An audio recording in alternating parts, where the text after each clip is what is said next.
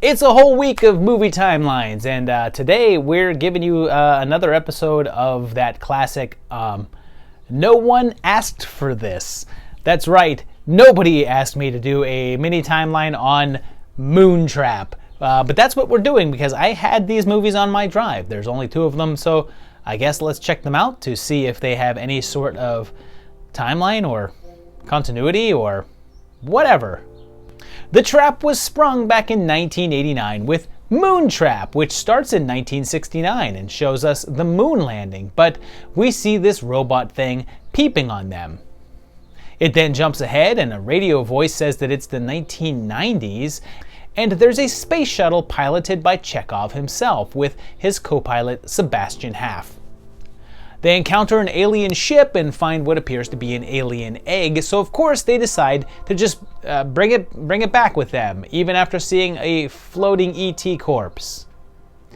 They say that it's 14,000 years old and the pod opens up, but then this guy says that it's been 20 years since the last lunar mission, which would seem to place this in real time 89.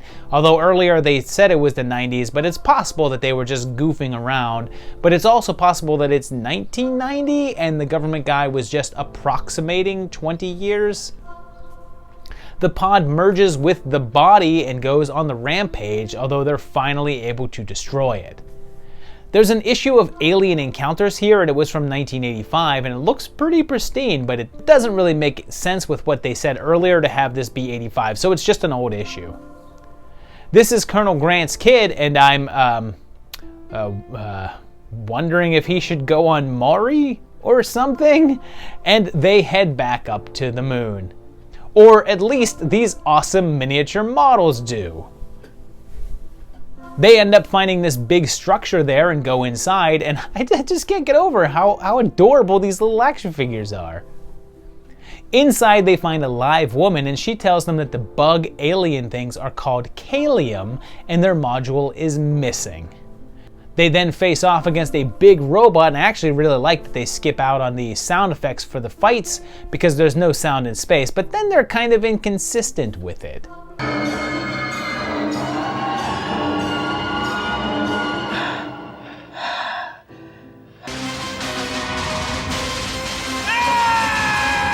Ray gets mortally wounded and their command module is also destroyed, so Jason and Mara are stranded.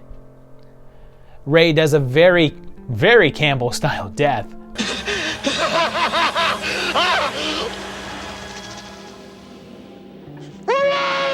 And I'm not entirely sure what's more odd, Mira's strange widow's peak or Walter Koenig's toupee.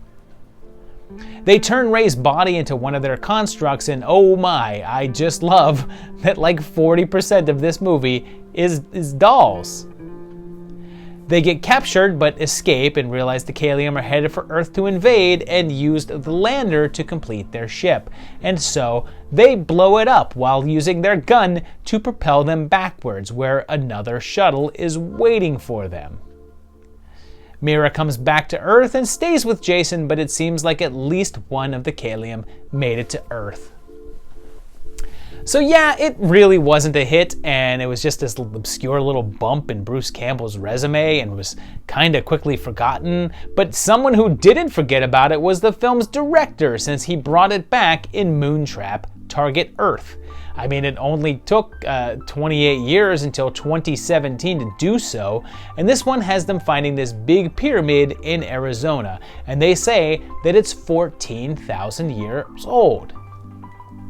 Scout and Daniel are recruited to investigate it, determining that it's not alien and instead a relic of an ancient civilization, and when they determine what it was saying, the company that hired them tries to kill them, and then finds out that there's a ship underneath that's getting ready to take off. They shoot Alan and force a confrontation, and one of the robotic creatures finally emerges.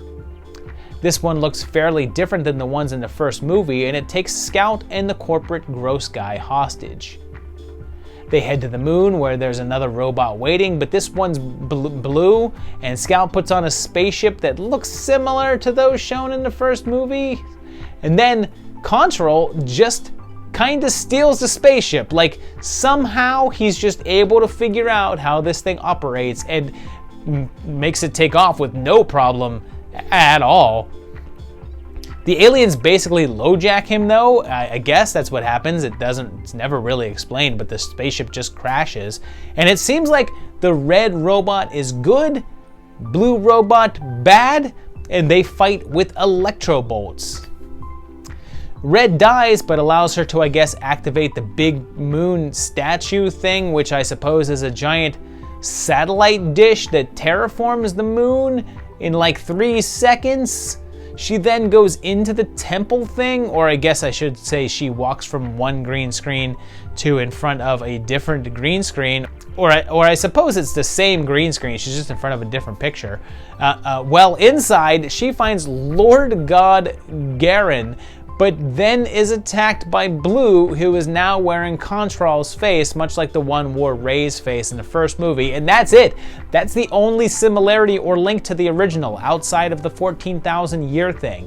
It's a different alien race, the robots work different, and there's really no reason to call this Moontrap. And again, I question the logic here. Why use the name of an old film that not many people are aware of? Like, it has a small cult following, but not a big cult following, and then bring it back to, I guess, appeal to those people, but then don't actually have it work as a sequel to said film? You're just confusing fans of the original. Anyway, Scout then, I guess, goes into suspended animation with Garen for whatever reason, but yeah, I guess the moon is livable now, and this all makes very little sense. And since there's no date given, it's in real time, 2017. So there you have it. It's just 2 movies that has no continuity at all. These movies are not connected. I suppose that they could theoretically be in the same universe, but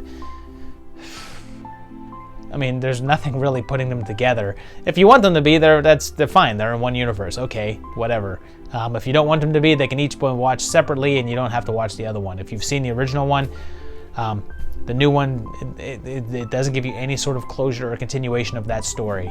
And they're fine. I mean, the first one, I do enjoy the first one. It's kind of fun. It has some cool stuff going on. I really love all that miniature work, and some of the effects are pretty fun and silly and cheesy. And it's always good to see Bruce in anything. So that's, I guess it's worth a watch. But the follow-up, it's nothing. It's really not that great. I would probably not recommend it. It's not awful. Like, you won't be mad if you watch it, but I would not seek it out. But if you saw either of these and liked them, let me know down below in the comments.